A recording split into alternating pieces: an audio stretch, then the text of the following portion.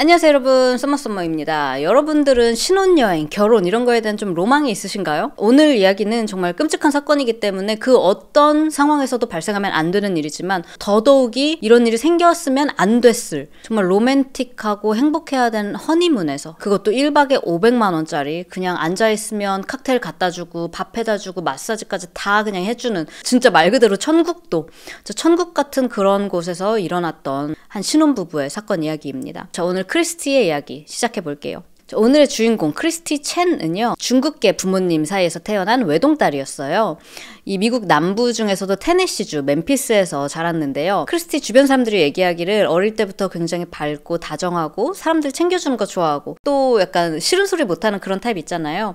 그런 따뜻한 사람이었다고 해요. 그렇게 스윗한 크리스티는요, 또 빵순이였어요. 빵 중에서도 달달한 베이커리를 되게 좋아했는데요. 저도 어릴 때부터 빵순이였어서 빵집 딸인 제 친구가 너무 부러웠었고, 크면 내가 빵집을 열어야지, 약간 그런 꿈이 있었는데 실제로 이루지는 못했어요. 하지만 크리스티는 행동력이 장난이 아닌 여성이었어요. 나 디저트 어릴 때부터 좋아했으니까 진짜 나만의 작은 디저트 가게를 만들 거야. 그래서 이제 요리, 베이킹으로 굉장히 유명한 존슨 앤 웨일스라는 대학이 있어요. 거기 가서 진짜 베이킹을 배웁니다. 그리고 여기를 졸업하고는 자기가 자란 멤피스를 떠나서 덴버라는 동네에서 Sweet as Pie, 이름이 너무 귀엽죠? 파이처럼 달달한 약간 이런 느낌? 이런 작은 디저트 가게를 진짜 차렸어요. 크리스티가 미국 남부에서 자랐다고 했잖아요. 이 남부 음식, 디저트에 대한 이 프라이드가 굉장히 강했어요. 그래서 이 덴버 사람들아, 내가 남부 디저트가 얼마나 맛있는지 보여주지. 그래서 뭔가 엄청 화려하진 않지만 소박하고 맛있는 이런 남부식 디저트들을 이 자기 베이커리에서 판매를 했고요. 또 워낙 또 성격이 좋았던 탓에 어떤 고객님은 이런 후기를 남기기도 했어요. 자기가 단체 주문 때문에 몇십 번을 크리스티한테 전화를 해서 귀찮게 굴었다. 근데 단 한 번도 짜증내거나 귀찮은 내색을 보이지 않고 너무 상냥하게 대해줬다. 이런 특이한 남부 스타일. 또 좋은 대학에서 베이킹도 배웠잖아요. 베이킹 실력 그리고 성격까지. 그래가지고 이 지역 매거진에도 이 빵집이 소개가 되고요. 점점 이 덴버에서 사랑받는 이런 베이커리를 꾸려나가고 있었어요. 그런데 3년이 지난 어느 날 갑자기 크리스틴이, 나 이렇게 좋아하던 빵 배워봤고 빵집도 차렸고 잘 되고 있고 이제 난 딴 거에 도전하고 싶어. 그러면서 갑자기 약사가 되고 싶다는 새로운 도전을 시작을 해요. 내가 보기엔 이 크리스티 언니가 보통이 아닌 언니인 것 같아. 빵집 잘하고 있는데 이렇게 정리하고 뭔가 딴 거를 하기가 쉽지 않잖아요. 근데 이 언니는 바로 나 약사 될 거야 하고 다시 테네시로 돌아가가지고 테네시 대학교 약학대학에 지원을 해요. 그리고 진짜 합격을 해서 들어갑니다. 머리도 좋은 것 같고 성실하기도 했나 봐요. 학교 생활도 기가 막히게 잘 해냈어요. 이 미국 약학 쪽에서 꽤 권위 있는 상이 있는데 Walters Kluwer Clinical Drug Information of Excellence Award. 정말 길죠. 이게 되게 미국 약학에서 되게 인정받는 상이래요. 여기서 임상 커뮤니케이션 부문 상을 받고요. 뿐만 아니라 크리스티는 이 저소득층의 불평등 있잖아요. 왜 저소득층인 사람들이 더 많이 아플까? 더 왜 빨리빨리 치료를 받지 못할까? 이런 거에 대해서 이제 연구를 했고 연구비 지원까지 받으면서 아주 훌륭하게 졸업을 하고요. 또 곧바로 근처에 있는 약국에서 약사로 바로 또 일을 시작하게 됩니다. 자, 2021년 11월은 크리스티가 약사로서 첫 커리어를 시작한 첫 겨울이었어요. 당시 크리스티 나이가 35살이었는데요. 우리 크리스티 언니가 한 남자를 만나게 됩니다. 바로 브래들리 도슨이라는 2살 연상, 그러니까 37살의 남성을 만나게 돼요. 지금부터는 줄여서 이름을 브래드라고 부를게요. 어떻게 보니까 또 빵집 하던 언니가 또 이름이 또 브래드인 남자를 만나게 됐네. 자, 이 남자는요, 이렇게 번듯하게 보일 뿐만이 아니라 직업도 비영리 단체, 그것도 아이들을 도와주는 Youth Village라는 곳에서 일을 하고 있었어요. 그 중에서도 이제 IT 부서 담당자였대요. 둘이 처음에 어떻게 만났는지는 알려지지가 않았어. 아무도 몰라. 친구들도 몰라. 엄마 아빠도 몰라. 근데 이제 주변 사람들이 추측하기로는 크리스티도 브래드도 러닝하는 걸 되게 좋아했대요. 그래서 아마 러닝 크루에서 만났을 거다. 혹은 온라인 데이팅 어플로 만났을 것 같다라고 보고 있어요. 제가 보기엔 데이팅 앱에서 만난 게 아닌가. 그래서 말을 안 한 게 아닐까? 아무튼 어디서 만났든 둘의 사랑이 막 불타올랐어요. 근데 약간 좀 반전은 브래드가 당시 와이프가 있었어요. 아마 별거 중이지 않았을까. 당시에 와이프랑 이혼 진행 중에 있었어. 근데 서류적으로는 아직 정리가 안 됐으니까 와이프가 있긴 한 상태였던 거죠. 근데 크리스티는 어차피 뭐 서류도 다 접수했겠다. 헤어질 거니까 크게 신경 쓰지 않았나 봐요. 그렇게 곧 돌싱남이 될 남자친구 브래드랑 그렇게 뜨겁게 사랑을 하더니 만난 지 2달밖에 안 됐을 때 브래드의 이혼 절차가 다 끝나기도 전부터 이미 둘은 결혼 준비를 시작을 합니다. 그러다가 드디어 브래드의 서류가 정리가 다 되고요. 이제 둘이 만난 지 3개월 만에 결혼식을 올려요. 여러분, 3개월 만에 우리 결혼하자 이게 아니라 3개월 만에 결혼식을 일단 따다다 올리게 된 거예요. 왜 이제 100세 시대인데 살 날이 얼마나 많은데 어차피 오래 살 건데 왜 이렇게 굳이 성급하게 할까? 아무튼 그런데 둘은 그렇게 번갯불에 콩 구워 먹듯이 바로 스몰 웨딩으로 가족들과 친한 친구들을 모아가지고 결혼식을 해버립니다. 크리스티 친구들, 베프들도 이 결혼식장에서 브래드를 처음 본 거였어요. 그래서 저 사람이 뭐 어떤 논팽인지 정말 좋은 남자인지 알 수는 없었지만 확실한 건 그 결혼식장에서 브래드에게 안겨있는 그 크리스티의 모습이 너무너무 행복해 보였다고. 우리 친구 크리스티가 정말 세상을 다 가진 것 같아 보였다라고 말을 했습니다. 자, 이렇게 결혼식이 끝나고 친구들에게 크리스티가 우리 신혼여행 갈 건데 어디 가게? 그래서 친구들이 어디 가는데? 그러니까 우리는 천국에 갈 거야 라고 말을 했대요. 그도 그럴 것이 신혼여행지가 제가 처음에 설명했던 바로 그 럭셔리 허니문. 남태평양에 있는 피지 아시죠? 이 피지 안에서도 터틀 아일랜드라는 이게 진짜 여러분 이게 실화예요? 진짜 너무 아름답지 않아요? 진짜 천국 같아. 블루라군이라는 영화 촬영지이기도 했대요. 바다색이 진짜 새파래. 근데 또 이 터틀 아일랜드는 아무나 올 수 있는 곳이 아니었어요. 딱 한 달에 숙박 고객을 15팀만 받는 걸로 또 유명하거든요. 그러다 보니까 비싸. 1박에 여러분 무려 3,500달러. 한화로는 거의 500만 원이 넘어요. 자, 이런 특급 럭셔리한 아주 익스클루시브한 그런 곳이었는데요. 1박에 500만 원이잖아요. 이 돈에는 모든 게 다 포함되어 있어. 숙박, 뭐 청소, 음식 마음대로 다 시켜 먹을 수 있어요. 그리고 칵테일, 마사지, 그다음에 뭐 카약 타고 이런 액티비티 활동들 뭐 이런 게 다 1박에 500만 원에 다 포함이 되어 있는 거예요. 아니 그럼 두 밤 자면 1,000만 원이잖아. 근데 제가 보니까 3일인가 4일이 최소 숙박 그거였어요. 진짜 너무 비싸다. 그리고 다 이런 게 포함이 되어 있을 수밖에 없는 게 이 섬이잖아요. 전용기 타고 여기 와야 돼. 한번 들어오면 나가지도 못해. 좀 무섭지 않아요? 아, 또 그리고 여기가 옛날에 브리트니 스피어스 언니가 두 번째 결혼했을 때 왔던 신혼여행이 바로 이곳이라고 합니다. 그래서 또 미국인들한테 많이 알려지게 된 것 같아요. 뿐만 아니라 워낙 이제 럭셔리다 보니까 이제 또 특급 서비스예요. 모든 방마다 전담 직원이 따로 붙어. 매니저, 비서처럼 체크인, 체크아웃만 도와주는 게 아니라 룸 서비스도 다 직접 갖춰다 주고요. 청소도 다 직접 해주고요. 그날 무슨 액티비티를 할 건지, 뭐 발리볼 하고 싶으세요? 카약 타고 싶으세요? 수영하고 싶으세요? 그리고 또 오늘 뭐 먹을 건지 식단까지 타타닥 해가지고 진짜 다 챙겨주는 거예요. 근데 크리스티 언니도 되게 허슬링 해가지고 돈을 열심히 벌었잖아요. 그렇게 열심히 일한 돈으로 500만 원 막 하루에 막 이렇게 털 수 있나? 라는 생각 들잖아요. 근데 아니나 다를까. 크리스티의 지인이라는 네티즌 이야기에 따르면 이 리조트 숙박비를 크리스티도 그 남편도 아닌 크리스틴의 부모님께서 다 대주셨대요. 그동안 빵집 운영하느라 연락에 공부하고 하느라 여행 한번 제대로 못 갔을 거 아니에요. 그래서 이 장한 딸을 위해서 부모님이 리조트 비용을 대주셨다고 온라인에 있는 지인들이 그렇게 이야기를 했습니다. 자, 근데 좀 이상꾸리한 게 뭐냐면 이 브래드는 피지 여행이 처음이 아니래. 전에 와이프 있잖아요. 얼마 전에 헤어진 그 와이프랑도 신혼여행을 피지로 왔었다는 거야. 좀 이상하지 않아요? 왜 굳이 또 피지를 갈까? 또 그리고 소문에 따르면 이 피지에 또 가자고 한 것도 브래드래요. 그렇게 자기는 피지가 너무 좋았다고 맨날 피지 노래를 부르고 다녔다고 합니다. 그래서 크리스티한테도 우리 신혼여행은 무조건 피지로 가야 돼 라고 해서 또 해장가를 가서 또 똑같은 곳으로 신행을 피지로? 제가 와이프였으면 좀 싫을 것 같아요.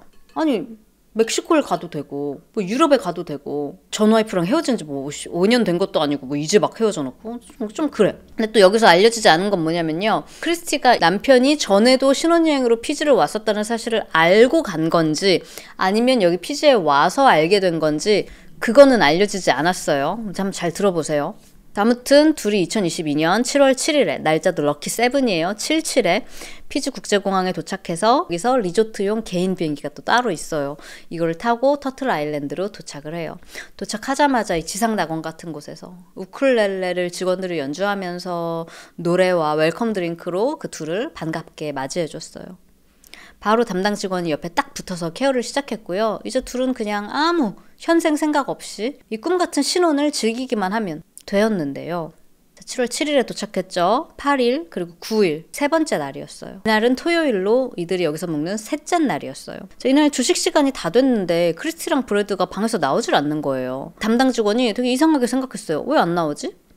아니 주식 안 먹을 수도 있잖아요 라고 생각하실 수 있지만 터틀 아일랜드에선 그렇지 않다고요.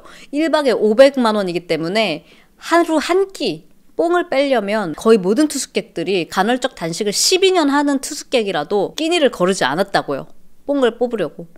나 같아도 간헐적 단식 할아버지가 와도 이날은 아침 먹어야죠. 그러니까 직원이 좀 이상하게 생각했어. 근데 보니까 방문 앞에 Do not disturb, 방해하지 마세요. 그 표지가 걸려져 있는 거예요. 그래서 신혼부부지. 오케이, have fun 하고 직원이 그 자리를 떠났어요. 그리고 몇 시간이 지나서 이제 점심시간이 됐어. 근데 또 둘이 안 나오는 거예요. 아니 아무리 신혼이 좋다 쳐도 아침 굶는 것도 아까운데 점심까지 굶는다? 여긴 주변에 다른 식당이나 이런 게 없어. 리조트 그 자체이기 때문에 이 사람들 지금 쫄쫄 굶고 있다는 거잖아. 뭐지? 너무 이상하니까 이제 문을 두드려요, 직원이. 브래드 씨, 크리스티 씨 안에 계세요? 문을 두드리는데 조용한 거예요. 계속 문을 두드려요. 괜찮으세요? 그런데도 안에서 아무런 응답이 없었어요. 뭔가 이렇게 직원이 느낌이 쎄하니까 방해금지 사인이 있었는데도 불구하고 저 들어갑니다 하고 열쇠를 철컥 넣고 이 문을 열어요. 끼익 하고 문이 열리는데 이 안에 아무도 없는 거야. 너무 조용해. 방이 좀 어질러져 있어서 아니 도대체 어딜 간 거지? 일단 방 청소라도 해드려야겠다 해가지고 커튼을 쫙 열고 객실 정리를 시작을 했어요. 그러면서 이제 침대 시트를 갈아주려고 하는데 침대 옆에 이제 화장실이 있었는데 화장실 창문에 핏자국이 막 이렇게 튀겨져 있는 거예요. 직원이 보고 놀랐어요. 아니 저게 뭐지? 이렇게 직원이 화장실 문을 끼익 하고 살짝 열어보는데 거기엔 크리스티가 끔찍한 모습으로, 왜 변기랑 벽 사이에 공간 있죠? 거기에 몸을 기댄 채로 머리에 큰 열린 상처 때문에 피가 머리에서 잔뜩 났어. 욕실 바닥은 막 여기저기 피가 막 뿌려져 있었대요. 창문도 깨져가지고 여기저기 유리 파편들도 막 널브러져 있었고요. 그 변기 탱크 뚜껑 아시죠? 엄청 무겁잖아요. 근데 그것도 바닥에 깨져 있는 상태로 놓여져 있었어요. 이 리조트에서는 곧바로 피지 경찰서랑 병원에 신고를 하고요. 아니 그럼 이제 남편은 어디 간 거야? 남편을 막 찾아보는데 이 리조트 안 그 어디에서도 남편을 찾을 수가 없었어요. 여기가 되게 럭셔리 아일랜드이고 진짜 막 돈 있는 부자들만 오는 곳이기 때문에 사실 무슨 큰 사건 사고가 나는 경우가 없었단 말이에요. 그러다 보니까 경찰서도 병원도 가까이 있질 않아. 대기하고 있는 게 아니야.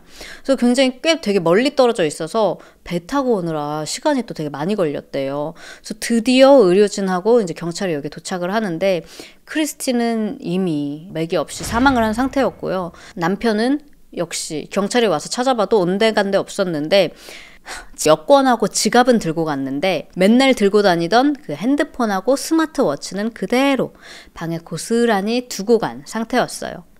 그 말이 무슨 말이겠어요? 여기 IP 부서에 일하는 사람이라고 했잖아요. GPS 추적 안 되게 일부러 안 가지고 도망갔다는 얘기밖에는 되지 않겠죠.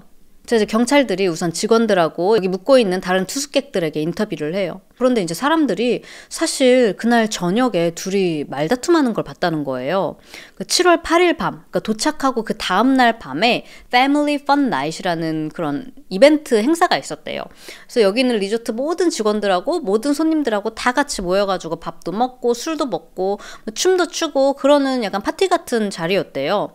근데 이 새 신랑 브래드가 이 리조트의 한 여직원이랑 같이 이렇게 춤을 추기 시작을 했는데 되게 부적절하게 몰라 막 부비부비 했나봐. 좀 야하게 막 춤을 추고 그랬대요. 미친 거 아니야? 아니 무슨 결혼을 60년을 황혼 신혼여행을 가도 진짜 지금 황혼 이혼을 할까 말까인데 지금 얼마 전에 결혼한 이 남편이 새 와이프 앞에서 왜 크리스티가 죽은 걸까? 와 진짜 용납이 안 될 것 같은데 아무튼 그것 때문에 싸운 건지 아니면 아까 말했죠. 여기 피즈가 알고 보니까 두 번째 신행 장소였다. 그것 때문에 싸운 건지는 확실하지 않아요. 사람들도 뭐 때문에 싸운지는 듣지는 못했지만 막 소리를 지르고 그러더니 이 파티장을 떠나서 해변 쪽으로 가서 이제 사람들 없는 곳에서 또 막 미친 듯이 싸우더래요. 그리고 막 해변가에서 막 싸우더니 또 자기네 방으로 돌아와서도 또 계속 싸우는지 밤 12시가 다 돼서도 막 계속 언쟁 소리가 들렸대요. 옆방 사람이. 그러다가 갑자기 탁 비명 소리가 들렸고 그 이후로는 조용해졌다는 거예요. 실제로 그 소리를 다 들은 옆방 투숙객이 리조트에 신고를 했어. 새벽까지 지금 막 말싸움 하다가 비명 소리가 들렸다. 가서 좀 체크해 보셔야 되는 거 아니에요? 했는데 놀랍게도 이 럭셔리 리조트 직원들은 아유 뭐 그냥 별거 아닌 걸로 그냥 부부싸움 했나 보네. 그러고 아무런 조치도 취하지 않았다고 합니다. 안타깝게도요. 저 이때가 밤 12시쯤이었다고 했잖아요.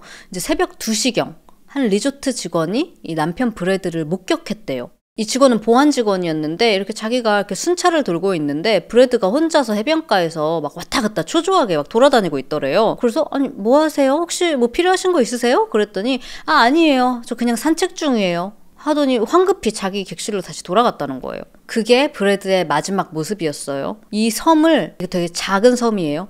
아무리 샅샅이 뒤져도 이 브래드는 어디에도 보이지 않았어요. 자, 근데 이제 경찰을 이렇게 보니까 크리스티가 묵던 방 바로 옆에 카약들이 이렇게 보관되어 있었거든요. 경찰이 설마 하는 마음에 이 리조트 사람들한테 혹시 카약이 몇 개냐고 물어. 근데 아니나 다를까 15개가 있어야 할 카약이 14개밖에 없는 거예요. 그래서 경찰들이 야, 다 빨리 보트 타. 이러고 바로 바다로 수색 영역을 넓혀서 브래드를 찾던 와중에 신고 전화가 하나 와요. 안녕하세요. 여기 바로 옆 섬 사는 주민인데요. 여기 웬 술 잔뜩 취한 이상한 사람이 와가지고 경찰 좀 불러달라고 한다. 여기 좀 빨리 와주세요. 경찰이 바로 옆 섬으로 달려갑니다. 저 옆에 있었던 섬 이름은 마타카왈레부라는 섬이에요. 여기 사는 이 주민이 낮에 그냥 한적하게 해변가에 앉아서 점심을 먹고 있었는데 웬 옷이 머리부터 발끝까지 푹 젖은 남자가 자기한테 다가오더래요. 아니 동네 사람들 다 아는데 처음 보는 웬 백인 남자라고. 그래가지고 누구세요? 그러니까 이 남자가 중얼중얼 나는 터틀 아일랜드에서 왔고 싸움이 있었어요. 그래서 이 카약 타고 여기 멀리 떨어진 이 섬까지 오게 됐어요. 그러면서 경찰한테 도움 좀 청해달라고 경찰 좀 불러달라고 계속 그러더래요. 근데 막 온 몸에서 막 입에서 술 냄새가 진동을 하는 거예요. 이 주민은 지금 뭐 옆에서 살인사건이 났는지 전혀 모르고 있잖아. 그러니까 아니 무슨 소리 하시는 거예요. 경찰을 왜 불러요? 근데 또 한편으로 이 사람이 되게 놀란 게 이 터틀 아일랜드는 진짜 부자들만 가는 곳이잖아요. 그리고 이 사람도 알아. 여기에서 묵는 사람들은 다 직원을 매니저처럼 하루 종일 동행한다는 걸요. 근데 직원도 없이 이 남자가 무슨 조난당한 것처럼 와가지고 혹시 옆 섬에서 무슨 일이 있었나? 싶어가지고 경찰에 전화를 한 거였어요. 자, 곧 경찰관들이 드디어 브래드를 만나게 되는데요. 브래드는 오히려 경찰들한테 마치 아무것도 모르겠다는 것처럼 이게 다 무슨 일이냐고 자기 와이프는 어떻게 됐냐고 능청스럽게 묻더래요.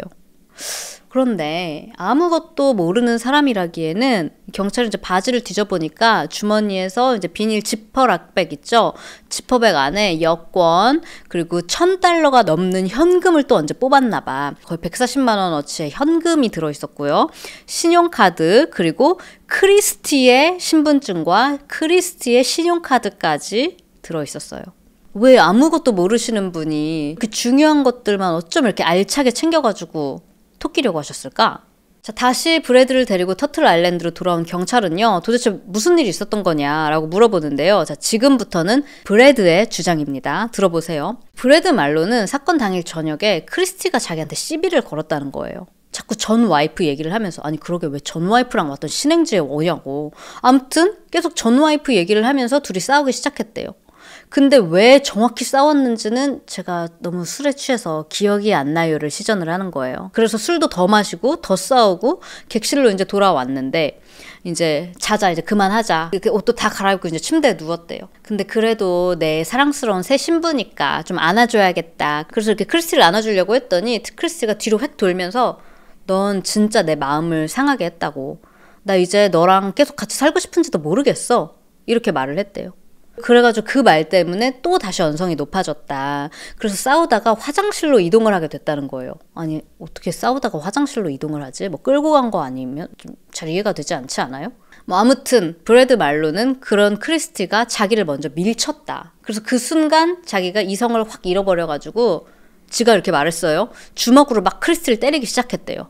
근데 여러분 사진으로만 봐도 느껴지실지 모르겠지만 크리스티 몸집이 굉장히 작거든요. 브래드는 거의 뭐 2배야. 몸집이 이렇게 더 훨씬 커. 물론 밀쳐도 안 되는 건 맞지만 이 작은 여자가 밀쳤다고 주먹질을 막 난데없이 무자비로 합니까? 솔직히 말해서 거짓말을 너무 많이 해가지고 정말 크리스티가 먼저 시작을 한 건지도 저는 모르겠어요.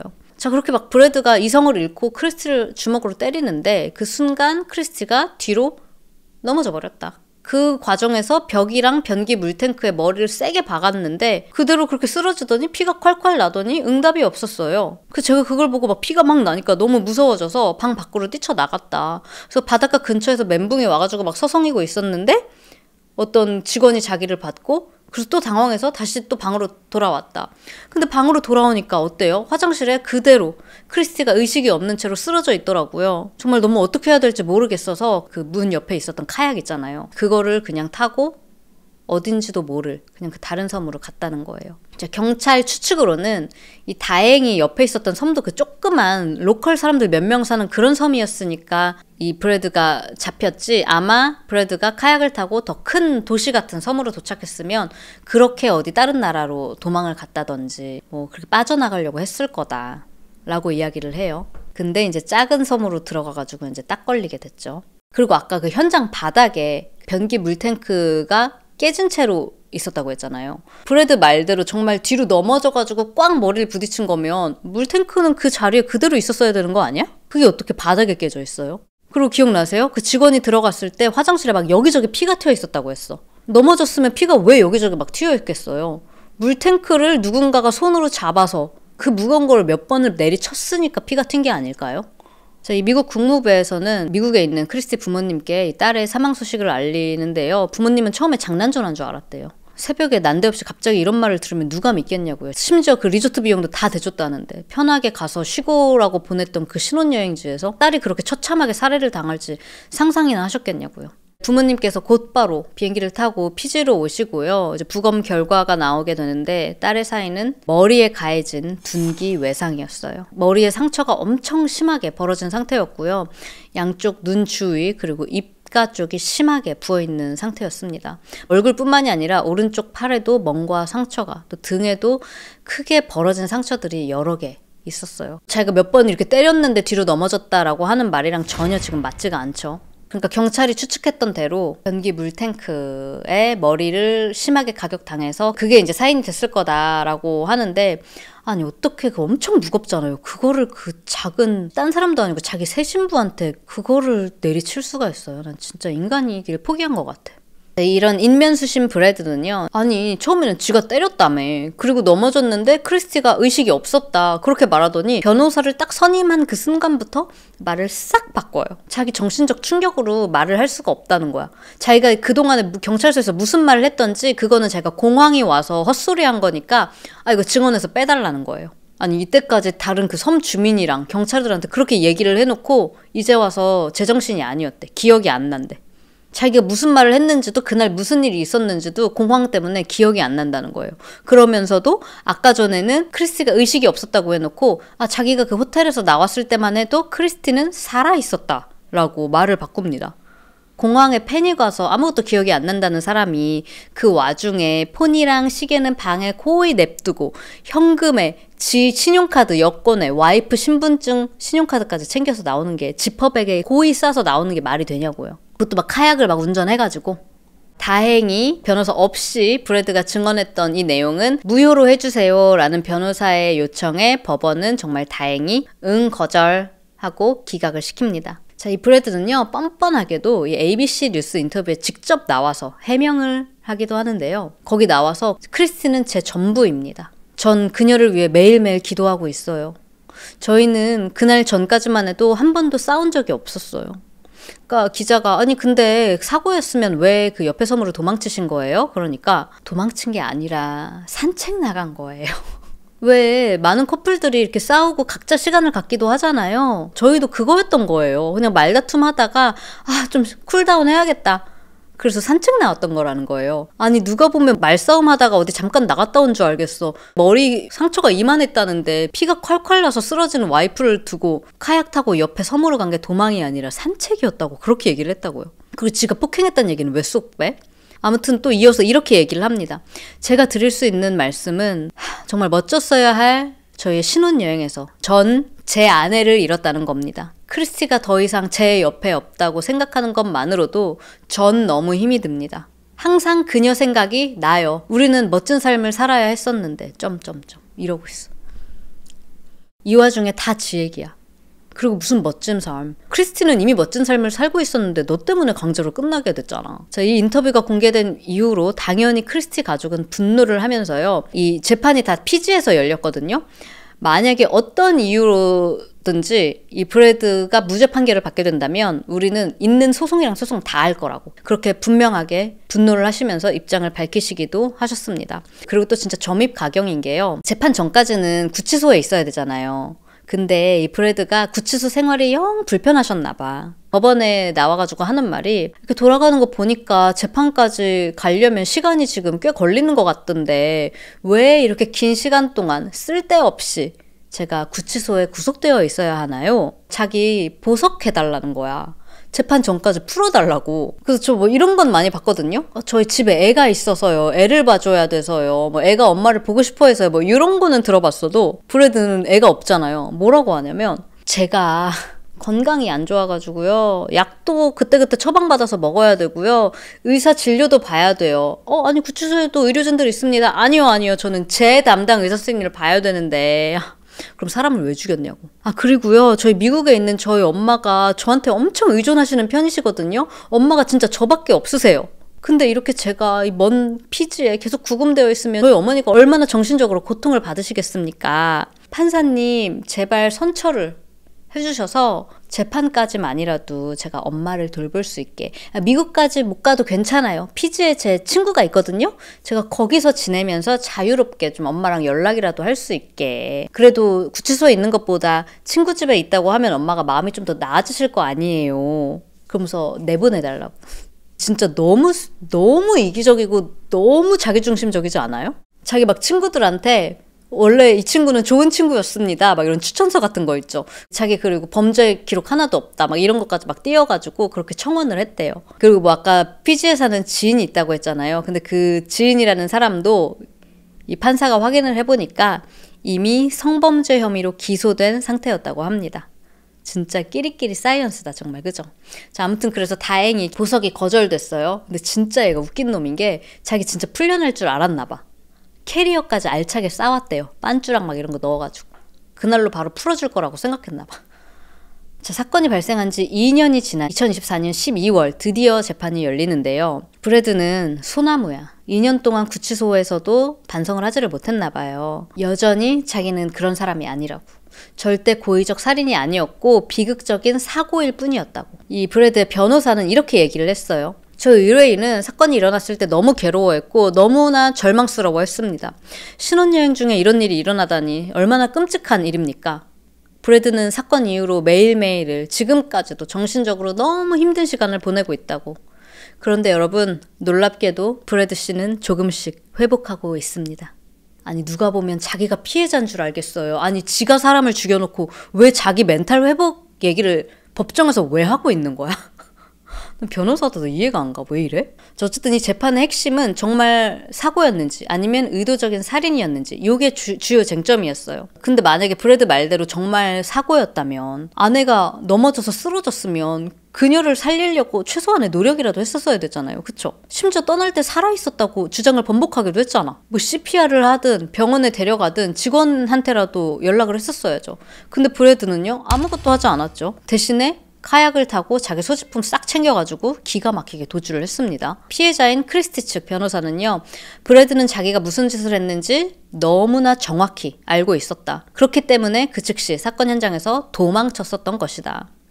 만약 브래드가 운 좋게 좀 더 큰 섬에 도착했다면 아마 거기서부터 영영 사라지고 싶어 했을 거라고 그렇게 이야기를 했고요. 자, 선고 직전에 크리스티의 부모님이 발언권을 갖게 되시는데 두 분은 이렇게 이야기를 하셨습니다. 크리스티는 우리의 유일한 아이였고 우리의 작은 딸이자 저희의 삶의 이유였습니다.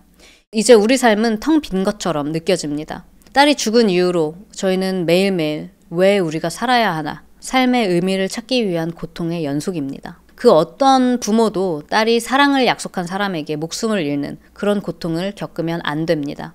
브래드, 너가 우리 딸에게 한 그 짓이 평생 널 괴롭히길 바란다. 라고 말씀을 하셨고요. 자, 이 재판 결과 판사와 배심원들의 만장일치로 사고가 아닌 살인, 유죄 판결을 받습니다.